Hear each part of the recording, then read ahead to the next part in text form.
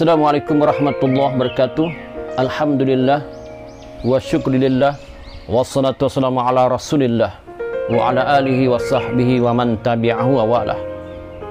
Tuan-tuan, saudara-saudari, ibu-ibu, bapak-bapak yang dikasih sekalian, alhamdulillah bertemu kita sekali lagi dalam siri-siri tazkirah.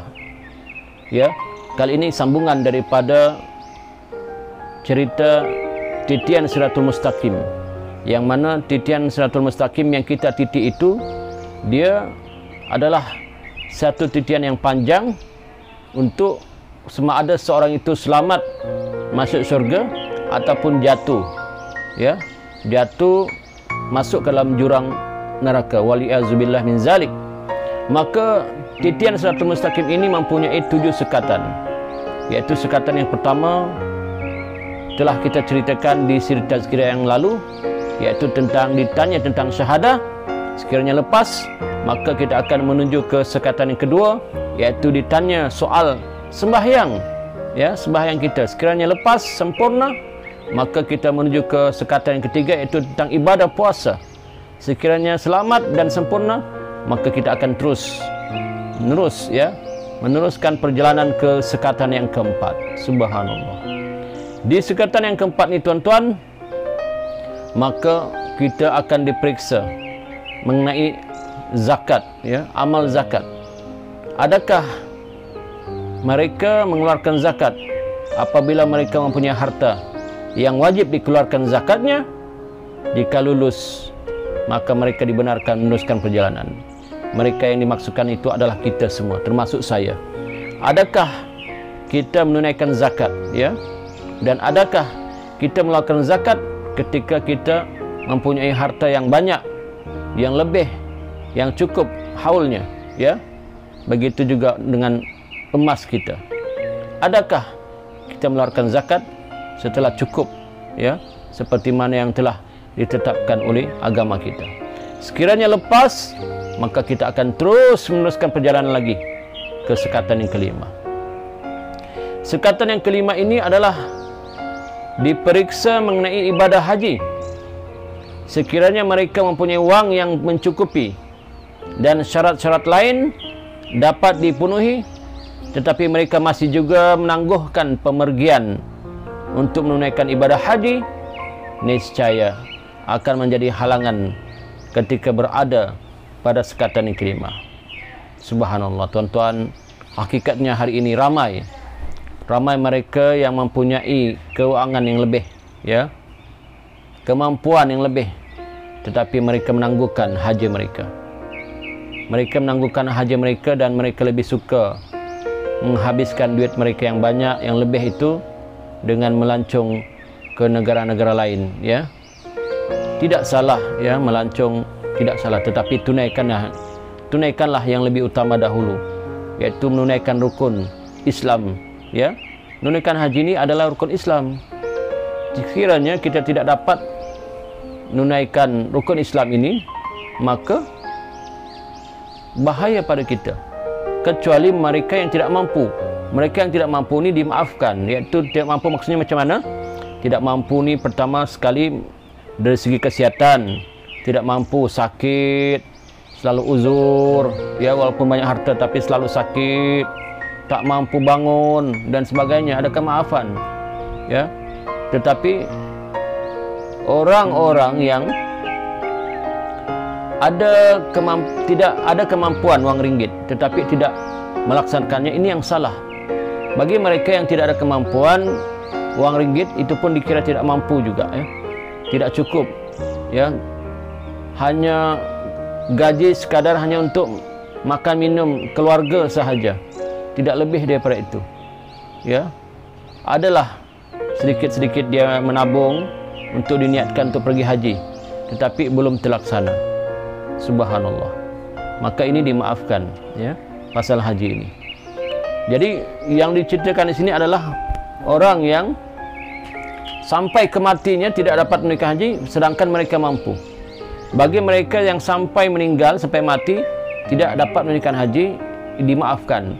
Tetapi ahli keluarga yang mampu hendaklah membuat badal haji, pada arwah-arwah yang telah meninggal dunia.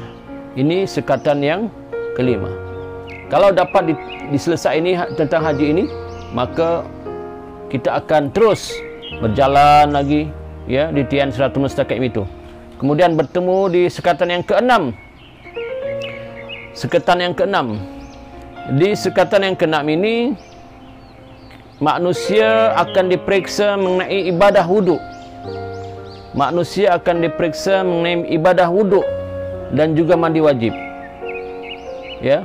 Wuduk merupakan satu kaedah untuk menyucikan hadas kecil, untuk memulihkan seseorang itu menunaikan sembahyang.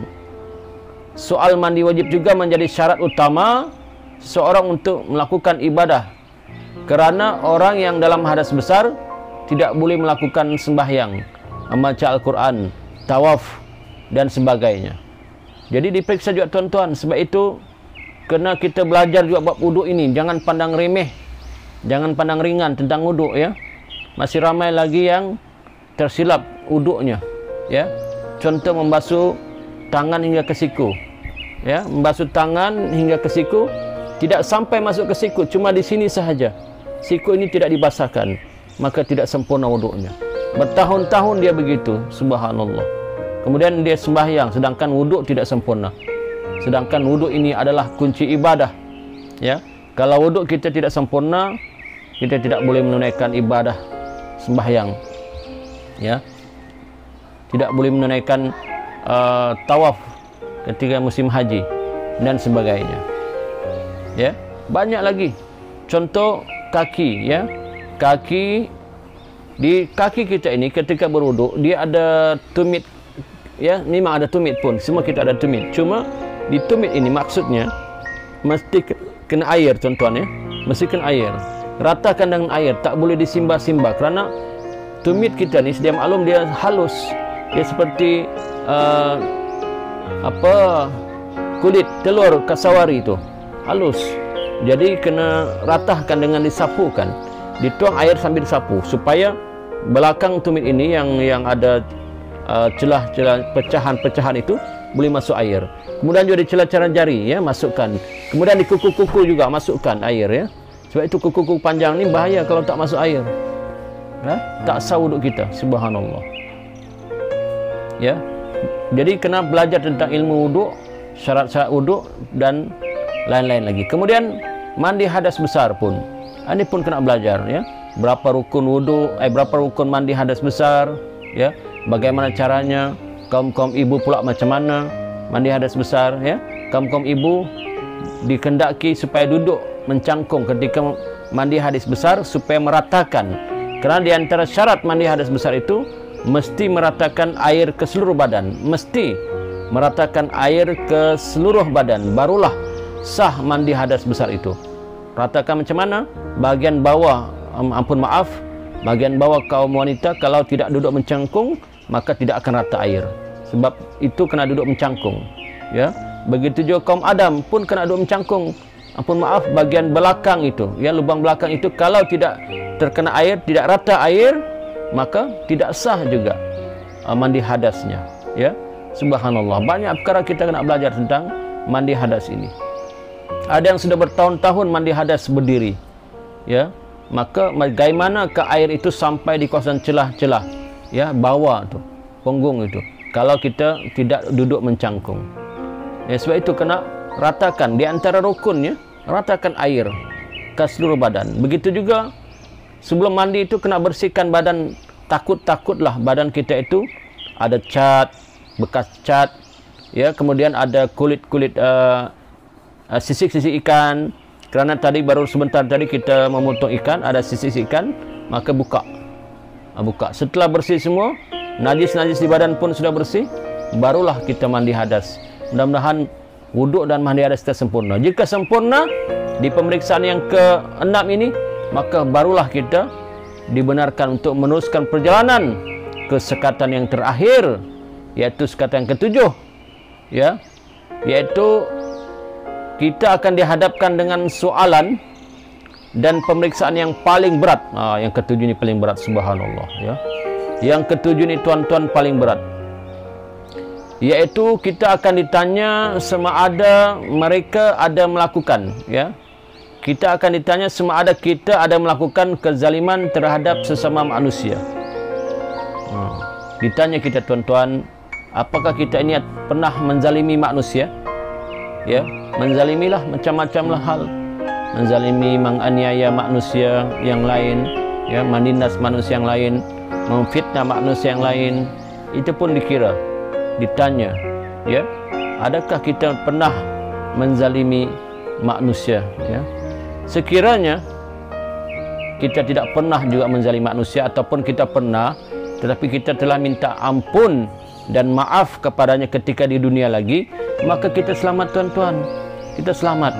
Maka selamat, maka teruslah kita meneruskan perjalanan, ya, perjalanan yang terakhir. Tapi bayangkan, tuan-tuan, alangkah malang nasib mereka apabila segala-galanya musnah di peringkat akhir. Subhanallah. Alangkah malang, bukan mereka sahajalah, kita lah. Kita sudah berjaya di sekatan pertama, alhamdulillah. Sekatan kedua, alhamdulillah. Sekatan ketiga, alhamdulillah. Keempat, alhamdulillah. Kelima, alhamdulillah. Keenam, alhamdulillah. Ketujuh, kita gagal, tuan-tuan. Yaitu kita pernah menzalimi orang, dan kita tidak pernah memohon maaf, meminta maaf kepada orang itu hingga kita meninggal dunia, ya.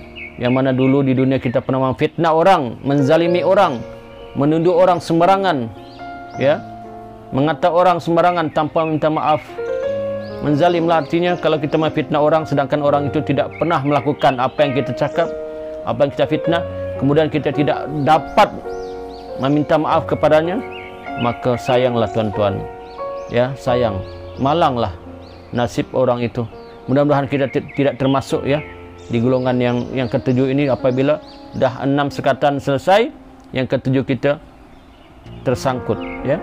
Kerana kalau tersangkut, bagaimana, tuan-tuan? Tidak ada tempat lagi melainkan masuk ke dalam jurang neraka. Melainkan kita memohon syafaat Nabi Muhammad SAW, dan melainkan Allah maafkan kita dan Allah bagi kita rahmat. Allah bagi kita rahmat, dengan rahmat Allah insya-Allah kita selamat, ya. Kemudian soal dizalim ini kita sambung balik.